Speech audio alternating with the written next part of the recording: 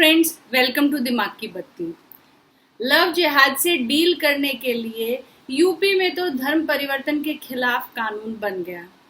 बहुत सारे दूसरे स्टेट्स भी ऐसे ही कानून बनाने की प्रक्रिया में हैं, लेकिन क्या सिर्फ कानून बनाने भर से इस समस्या से निजात मिल सकता है?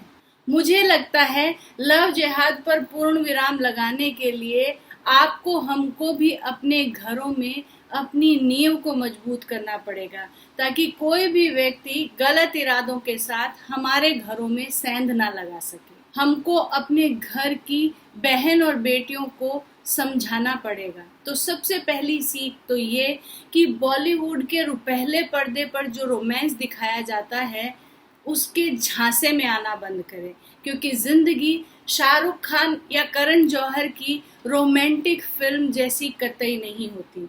जितना रोमांस ये स्क्रीन्स पे दिखाते हैं उतना रोमांस इनके अपने घरों में एग्जिस्ट नहीं करता, और इसका जीता जागता उदाहरण आप fabulous life of Bollywood wives में देख सकते हैं। बॉलीवुड में दिखाई जाने वाली ये फेरी टेल जैसी फर्जी रोमांटिक स्टोरीज के धोखे में पड़ना बंद कीजिए, क्योंकि इनका वास्तविकता से दूर दूर तक कोई लेना देना नहीं होता। सवाल आपकी जिंदगी का है, तो किसी भुलावे में आकर निर्णय ना लें। बहुत सोच समझकर अपने जीवन साथी का चुनाव करें, और जब भी अपने जीवन साथी का चुनाव करें तो अपने परिवार के दूसरे लोगों के अनुभव और उनकी समझ की सहायता जरूर लें।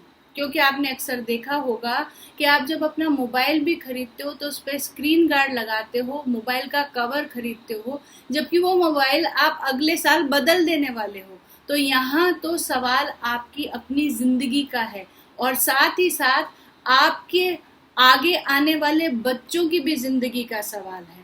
तो इसलिए जब भी किसी जीवन साथी का चुनाव करें तो बहुत ही सोच समझ कर करें। दूसरा जो सबसे बड़ा परिवर्तन हमको हमारे घरों में लाना है वो ये कि हमारे युवा पीढ़ी के साथ एक संवाद स्थापित करने की जरूरत है। एक कम्युनिकेशन लाना बहुत जरूरी है। चूंकि हमारा कनेक्ट, हमारा बॉन्ड हमारे युवा पीढ़ी से वीक हो रहा है, तो ये यूथ सोशल मीडिया पर जाकर अपने आइकन्स, अपने इंस्पिरेशंस ढूंढते हैं, और सोशल मीडिया पर जो फर्जी सोशल मीडिया इन्फ्लुएंसर्स हैं, जो सो कॉल्ड सेक्युलर हैं, फर्जी लोग, नास्तिक किस्म के लोगों को ये लोग फॉलो करने लगते हैं और धीरे धीरे उन्हीं की भाषा बोलने लगते हैं।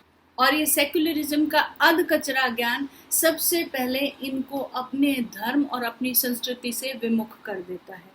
इसलिए बहुत ज़रूरी है कि हम अपने युवा पीढ़ी से बैठकर बात करें, उनके मनों के भाव को समझने की कोशिश करें, ताकि वो हमसे कनेक्ट होना शुरू करें। और जब इनको अपने इंस्पिरेशन, अपने आइकन्स अपने घरों में मिलने लगेंगे तो ये बहुत सारी चीज़ें अपने आप धर्म और संस्कृति के हिसाब से फॉलो भी करना शुरू कर देंगे। अब तीसरी और जो बहुत ज़रूरी बात है, जो हम सबको समझने की ज़रूरत है, वो ये होता है कि जिसमें माहौल, कल्चर, धार्मिक व्यवस्था में हम पले बड़े होते हैं, हमारी मानसिकता वैसी ही हो जाती है। बात सही या गलत की नहीं है। एक सिंपल सा उदाहरण है कि विवाह जैसे पवित्र संबंध को किस तरीके से हिंदू धर्म में डिफाइन किया गया है, और उसी विवाह जो कि निकाह कहा जाता है मुस्लिम धर्म में किस तरीके से डिफाइन किया गया है। हिंदुओं में विवाह बहुत ही पवित्र बंधन माना जाता है, पाणी ग्रहण संस्कार होता है, और हमारे यहाँ विवाह का जो रिश्ता होता है वो एक जन्म का नहीं बल्कि जन्मों जन्मों का, और खासकर 7 जन्मों का बोला जाता है। और हमारे यहाँ विवाह में केवल 2 लोग नहीं बंधते एक सूत्र में, बल्कि 2 परिवार एक साथ बंधते हैं। हमारे यहाँ पाणी ग्रहण संस्कार के दौरान पति और पत्नी एक दूसरे को 7 वचन देते हैं और जन्मों जन्मों तक साथ निभाने की कसम खाते हैं। और विवाह के बाद जो है, किसी भी धार्मिक अनुष्ठान में व्यक्ति अपनी पत्नी के साथ बैठता है। हमारे यहाँ तो महादेव जो है, शिव जी जो हैं, उनको भी अर्धनारीश्वर कहा गया है। हमारा धर्म, हमारी संस्कृति ये कहती है कि जब तक स्त्री और पुरुष समान ऊर्जा के साथ एक साथ नहीं बंधते तब तक सृष्टि का सृजन नहीं होता। तो हमारे यहाँ विवाह इतना पवित्र बंधन है। दूसरी तरफ अगर निकाह को देखो तो निकाह केवल एक कॉन्ट्रैक्ट है। आप सोचिए, वो एक कॉन्ट्रैक्ट है जहाँ एक तरफ सर्विसेज के बदले में एक रकम चुकाई जाती है।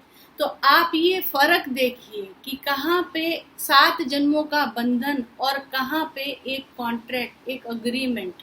अब आप खुद ही सोचिए, कोई कंपैरिजन ही नहीं है। जो व्यक्ति जिस धार्मिक व्यवस्था में पला बड़ा है उसकी सोच वैसी ही होने वाली है। लव जिहाद जैसे गुनाह को केवल कानून बनाकर नहीं रोका जा सकता। इसके लिए हमें अपनी बहन बेटियों की मानसिकता को परिवर्तित करने की जरूरत है, क्योंकि बहुत सारी बहनें या महिलाएं ऐसी मिल जाएंगी जो कि स्पेशल मैरिज एक्ट के तहत बिना धर्म परिवर्तित किए हुए भी मुस्लिम समुदाय के लोगों के साथ शादी कर लेती हैं, लेकिन हाल उनके भी उतने ही बुरे होते हैं जितना धर्म परिवर्तन के बाद हुए महिलाओं के होते हैं। हाल ही में आपने मशहूर संगीतकार वाजिद खान की पत्नी का किस्सा सुना होगा कि उन्होंने स्पेशल मैरिज एक्ट के तहत विवाह किया, जिसमें वो पारसी हैं और उन्होंने अपना धर्म परिवर्तित नहीं किया। आज वाजिद खान के ना रहने के बाद वो अपने बच्चों के हक को पाने के लिए दर दर भटक रही है।